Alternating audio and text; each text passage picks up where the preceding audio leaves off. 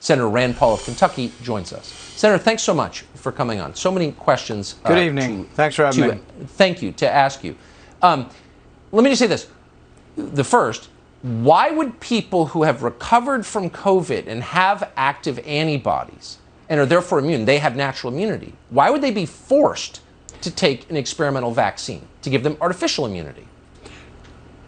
Yeah, there's no science behind it. All of the studies that have looked at natural immunity show that natural immunity has at least as good of immunity as you get from a vaccine. People have to realize that vaccines are based on what we learned from natural immunity over the last couple of hundred years, how the body responds to a foreign particle, a virus or a bacteria, and then we simulate that with the vaccine. So the vaccine is simulating the natural immunity that I have, but Dr. Fauci discounts it. 35 million people officially have had COVID, but really conservative estimates, even from the CDC, indicate another 70 some odd million have had it. So really, it's over 100 million Americans have had it. Probably 150, 160 million have been inoculated with the vaccine. Together, we have an enormous amount of success with immunity. In fact, the other day I saw that over 65 years of age, 90% of people have now been inoculated. So this is extraordinary success, and yet they say, oh no, we have to inoculate your newborn in the hospital before you can take them home. It makes no sense, and the science doesn't support it. You're a physician, licensed to practice, have practiced for many years. I thought it was part of the foundational ethics of American science that you could not force people to accept medicine, cognizant people who can make their own decisions, to accept medicines that they don't want and they don't need. Is that true? Yeah, without question. In a free society, each individual makes their own decision. Medicine is based on your own individual history and ultimately on your choice. Sometimes you get more than one doctor's opinion because all the doctors don't agree on the advice. Right. But right now, they're going back to masks, saying it's the Delta variant.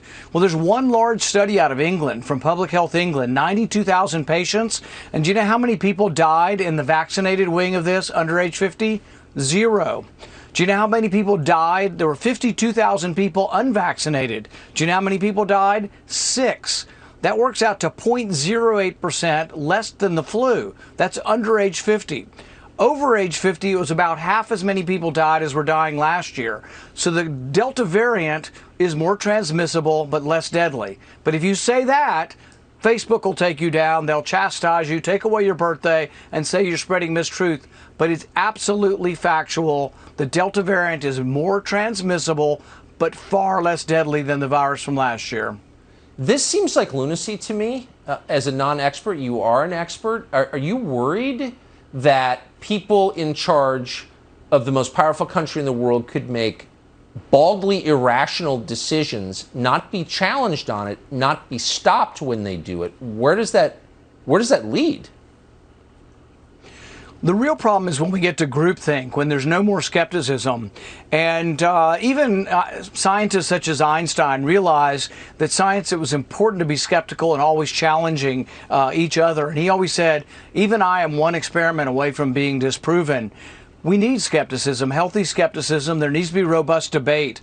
But realize what Facebook and Twitter are pushing us towards is a world in which there is no debate. There is only one truth, but they promulgate that truth. The truth comes from them, but they're not disinterested people. Look at Dr. Fauci. One of the reasons he's being dishonest is if this virus attaches to the Wuhan lab, and he's been funding the Wuhan lab, it attaches with that moral culpability and responsibility. He wants none of that, but he can't be impartial because any funding to the Wuhan lab now sticks to him, and that's why he's doing everything he can to cover it up. Man, maybe we could have a congressional investigation into that. That'd be great. Senator Rand Paul, I appreciate your coming on tonight. Thank you. Senator and physician. Thank you. Much appreciated.